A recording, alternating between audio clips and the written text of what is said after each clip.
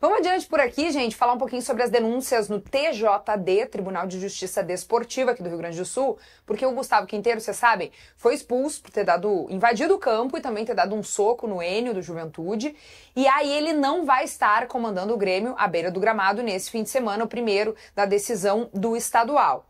Mas, na terça-feira, agora dia 11, o Quinteiros também vai saber se irá comandar o Grêmio no jogo da volta das finais, porque daí vai ser julgado.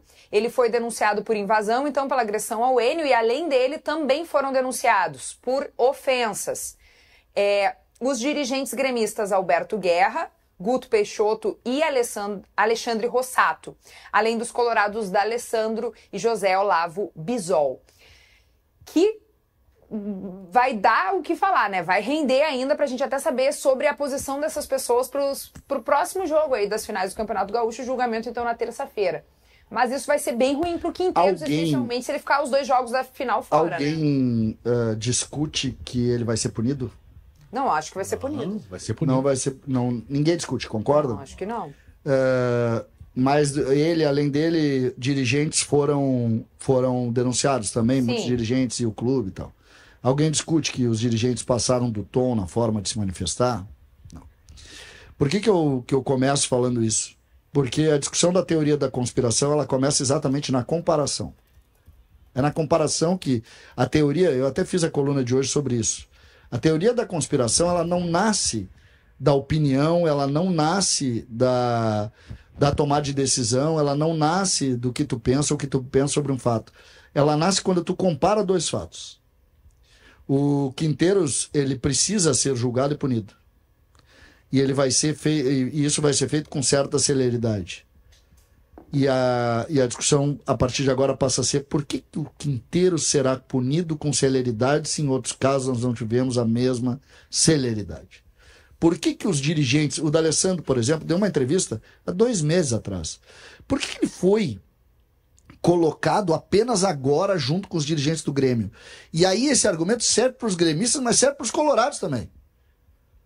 Serve para os colorados também. Porque o Colorado vai dizer, vem cá, agora descobriram que o D'Alessandro deu a entrevista 2 meses atrás. Por quê? Mas, assim, só um pouquinho, desculpa, CCD, mas existe uma gravidade completamente diferente, né? Não existe. Não existe. Um soco é diferente de uma declaração? Um soco do Alan Patrick num jogador de futebol... Não, a gente tá falando desse julgamento. Mas eu tô falando das comparações. Tá. Um soco do Alan Patrick numa semifinal de Campeonato Gaúcho, exatamente como essa, contra o Caxias. O Alan Patrick, é verdade, não estava mais na final, mas outros jogadores estavam, inclusive do Caxias. Levou 25 dias para ser julgado. É só pegar os fatos, tá aí, tá escrito. E é aí que tu começa a entender por que não. Maurício ontem falou um negócio que ele tem toda a razão. Sabe como é que tu resolve isso? Com rito. Jogou, 2 dias depois tem a denúncia, 3 dias depois tem o julgamento, 4 dias depois tem a decisão. Escrito em regulamento. Acabou. Só que o que acontece aqui? Tu permite a teoria da conspiração. Entendi. Eu não estou dizendo... Eu abro a minha manifestação dizendo o seguinte: tem que ser punido. Só que quando tu é extremo, eu não estou nem falando... Na semana que vem, sabe qual vai ser a discussão aqui? A discussão vai ser essa: perseguição. Podem anotar. Perseguição.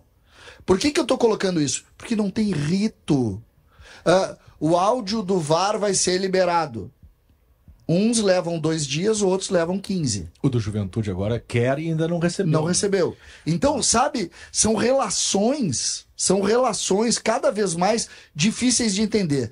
Quando tu compara, tu cria. Quando tu não tem o rito que o Maurício está pedindo, tu cria a teoria da conspiração. Está acontecendo aqui na nossa cara e a gente não faz nada. Dentro desse rito que vai acontecer semana que vem, os dirigentes vão ser julgados, o Quinteiros vai ser julgado e, na sequência, dependendo da punição do Quinteiros, o Grêmio vai pedir um efeito suspensivo, mas vai conseguir eliminar e ele vai treinar o Grêmio.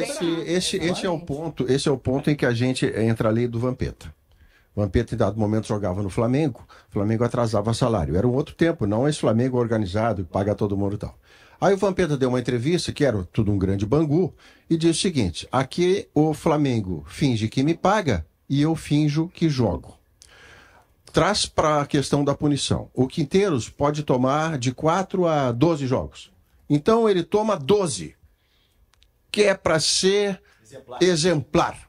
Só que a figura na justiça, existe uma figura que é o do efeito. Você pede o efeito, porque a pena é muito forte. Então, para você não correr o risco de que a pena seja demasiada, você se acautela e anula até um novo julgamento. Moral da história. Uma pena de 12 jogos que pretendia ser exemplar, vira um efeito suspensivo que coloca o profissional no jogo de onde ele deveria estar distante. Mas não é agora com o Quinteiros. No futebol brasileiro aconteceu uma vez, que é em 1997, Edmundo, Palmeiras e Vasco.